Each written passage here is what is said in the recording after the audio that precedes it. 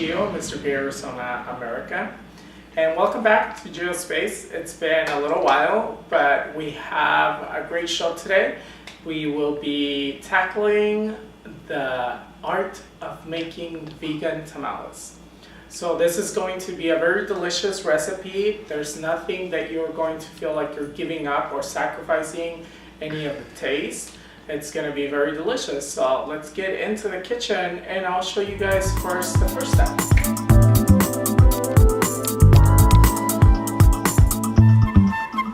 So as you can see, we are here in the kitchen with our ingredients that we'll be using for the tamales. And just know that I will be listing all the ingredients that you'll be needing at the end of the video. So go ahead and look for that. But I will talk about the first things that we're going to do. First, you're going to want to go ahead and buy the corn husk, and you can get them at any of your local grocery stores. This is what we're going to use to cover the tamales. It may say in them that they come already pre-cleaned. That's great, but there's nothing wrong with rinsing them off. You can let them dry a little bit, but I'd rather be cautious and not get sometimes you'll find this like the hair from the corn or just little dried up little pieces there. So you want to make sure that they're nice and clean. That's the first step we're going to do. It's kind of like a preparation that we're doing at first. So you can actually have really nice clean husk for our tamales. For the second part, the second step is we're going to go ahead and start cleaning our chili. You'll find that at the stores they will sell different types of chilies. Some will say mild, some will say hot. It's up to you what you choose to use. I always like to go with something a little more on the mild side because they always tend to be a little spicy regardless. And I really like to get like a more of a red colored chili. That doesn't mean that it's spicier. That just means the chili at the end, when you cook it and you prepare it, it's going to come out a little more on the red side as opposed to a little more on the burgundy side. So for the first step that we're going to do is we're going to be cutting the top part of the chili and we're going to be cleaning the chili. So after you cut the top part of the chili, you want to go ahead and clean the seeds so you don't get a lot of seeds on the inside. So you basically take your knife and you kind of move it around and get the seeds out. That's how you clean the chilies. Now you're asking yourself, how many chilies am I going to need for the tamales? Well, right now we're going to work in making 2 dozen tamales. So what I'm going to give you, the recipe that I'm going to give you, is basically to make about 2 dozen tamales. So the amount of chilies that we're going to do, I would say think about around 20 chilies that you'll need. Okay, so you won't need a whole bag, but you will need quite a few of them. Okay? After you have the chilies all clean, you want to go ahead and cover them with water because we're going to cook them. And you don't want to cook them really high. You just want to do kind of like medium heat. And we're going to cook them for about 15-20 minutes. You just want the chilies to get really soft. So I'm going to go ahead and put them now on the stove and turn it up to kind of like a little above medium heat. As this is cooking, we're going to go ahead and continue preparing things. Now, you can add different things to your tamales because we are doing vegan tamales.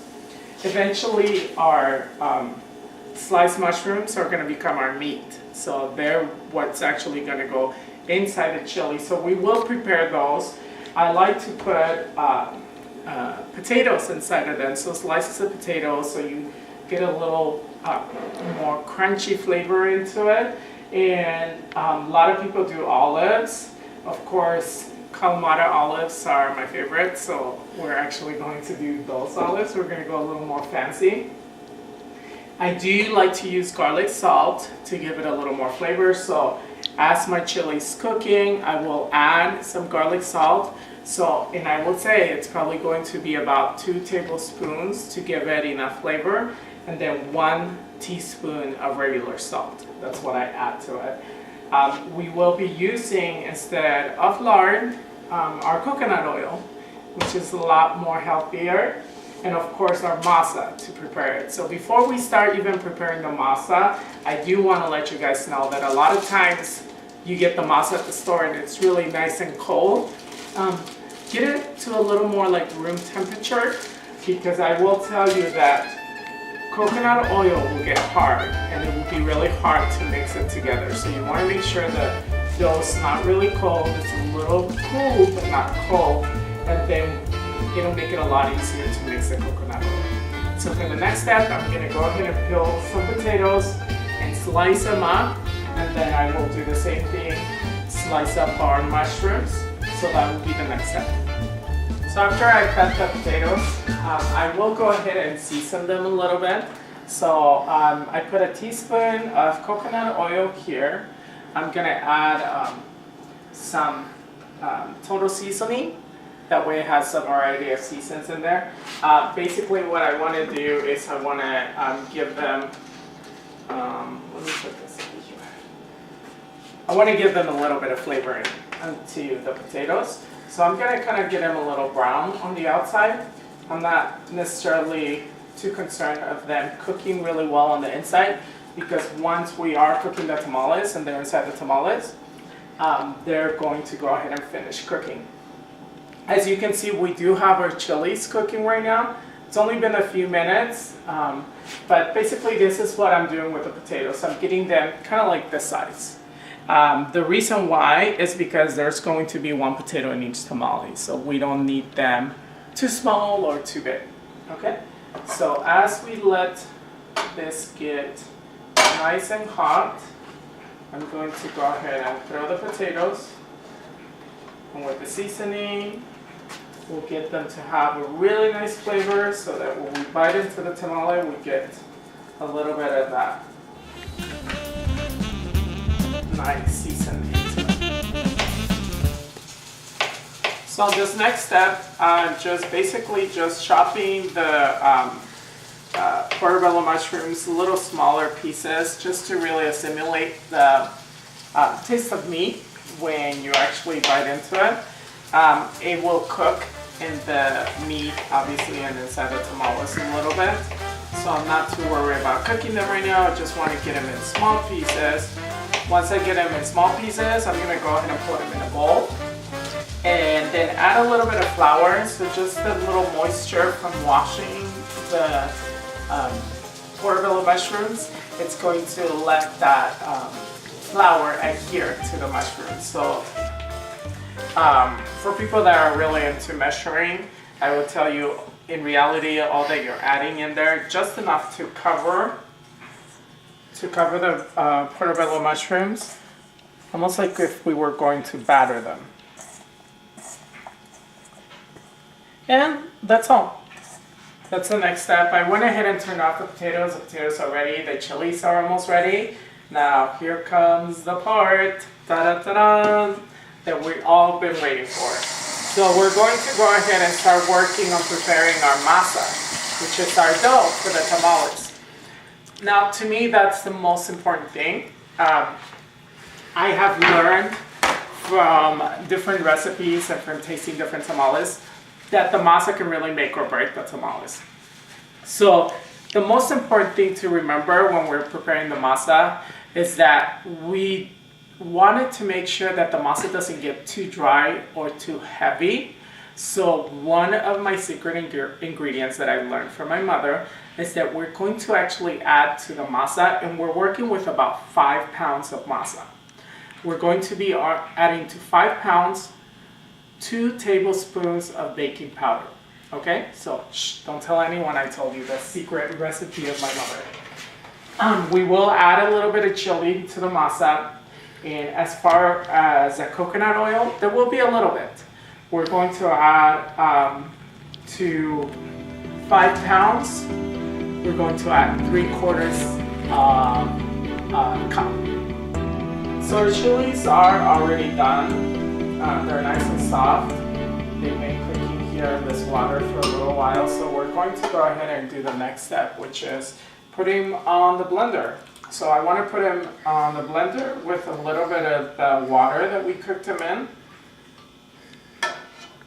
And after that, we're going to go ahead and strain them so that we get a really nice soft chili. So we went ahead and blended the chili really nice and really blended. The next step is going to go ahead and put it through the strainer. So I have my strainer here. I'm going to put it on top of the pot. Now, through the magic of TV, obviously this is not 20 chilies for me. I have already started making some chilies, so this is just more for demonstration of how to do it. But you'll probably end up doing two of these to get the amount of chili that you actually need. Once I get it here through the strainer, I'm just going to grab a spoon and push it through.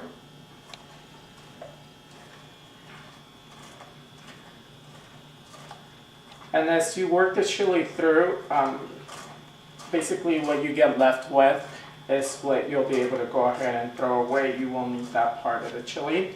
You will be using some of the chili for the masa, and that's the main reason why I'm cooking extra chili, because I want to make sure I have some chili for the masa. And then the rest of the chili is what you'll go ahead and end up adding your portobello mushrooms. So don't add the portobello mushrooms right away, because just remember you will need some of that chili to flavor the masa as you're preparing the masa. And it doesn't use a lot of chili. Basically, I just grab like 3 spoons of this and add it into the masa when I'm mixing it, and that's enough chili for it. And we're talking again about 5 pounds of masa. Should give us a good 2 dozen tamales. Maybe a little bit more. And as you can see, when you look inside the pan, you can see the chili in there.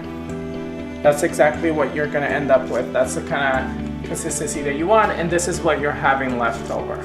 So that I went ahead and put the baking powder, I went ahead and put some salt, and salt is just up to your taste. Some people like the masa a little saltier, some people don't. I like it a little salty. I don't want it too without any flavor. So just up to you. I did 3 tablespoons of salt. So it's up to you if you just want to do 2. So you just got to kind of blend it all in. This is where you get your hands dirty. So the goal is to eventually have everything in the same consistency. So it's going to take a little while. We want to make sure our coconut oil blends in, our chili blends in. I like to kind of like bring it in from the sides and press it into the middle, and little by little we're pressing everything together. We mix it for quite a while because we want to make sure everything's really blended.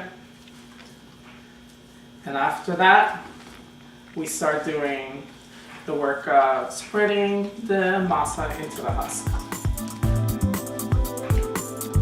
Okay, so we're all done with the masa, so I'm just going to go ahead and finish with the chili here now. I'm adding the portobello mushrooms into the red chili, and I'm going to mix it together. This is going to be our meat that's going to be inside our tamales. So, and I will give you like a more accurate measuring of how many portobello mushrooms you need for how much chili, because you're actually going to be using like 2 or 3 of the little baskets that they sell of portobello mushrooms, and after you chop them up, it'll look like a lot more. But you want to make sure that there's enough so that it's not too watery, that you're actually putting enough portobello mushrooms into the tamales. So the next thing we're going to do is the assembly line. So that I went ahead and set it up over on the table. So now we're here at the table at the assembly line. So we have everything. We have our husk, we have our masa, we have our chili with mushrooms, we have our olives and we have our potatoes. So this is our little assembly line. Now just remember, these are just additives. So if someone doesn't like olives, you don't have to put olives. You can put black olives, you can put green olives if you prefer. Or if you don't like potatoes in your tamales, you don't have to do that. Those are just options, but they're nicely seasoned, so you'll get a little bit of extra flavor in there. So here comes the work. The next part is grabbing your husk, and we want to go ahead and spread some of the masa. And the way I like to do it is I like to make sure that I don't go too far high, because that part's going to be folded. I just want to spread it on the bottom half. So as you can see, the red chili gave it like a nice coloring to the masa, because the masa was like a little lighter in color prior to this.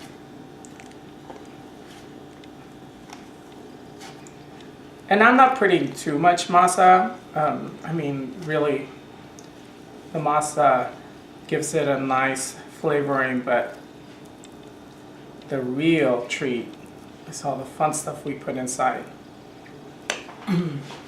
So here's a red chili with the mushrooms. Then I put some of that in the middle. Then I'm going to do my Kalamata olives. Just put a few there. They're pre-cut. And just one potato in the middle. Then I'm going to go ahead and wrap it as so. And then we're going to go ahead and fold it as so. And then you just put it somewhere in the meantime. We're going to stack them there before we finish all of them, and then we go ahead and start cooking them. Now as far as cooking the tamales, they cook pretty fast. 20-25 minutes and the tamales will be done. They are cooked with steam, so you want to make sure that you have a pot with a steamer on the bottom that you can use. So you can put water, and then the tamales will actually be sitting on top of that. If you don't have that, you can use one of those foil pans that you can buy at the dollar store, and just make little holes on them and put it inside a pan, fill it with water on the bottom. Sometimes if you feel a little uncomfortable about maybe some water getting there, put some foil around it and then go ahead and stack the tamales, but they will cook with steam. That's all you need to go ahead and cook the tamales. After that, you're gonna have delicious tamales to enjoy. Side dishes with tamales, there's nothing like refried beans to go ahead and go with that. So yeah, that's it. I will go ahead and show you what the tamales look once they're cooked.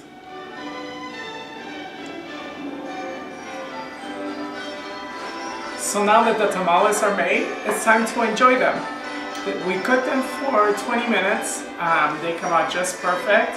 As you can see, they're kind of moist inside, so it's not dry, the dough, so that's going to be really delicious. So don't forget to check us out at GeoSpace on YouTube. Remember, we have other videos, and we will have other videos coming up.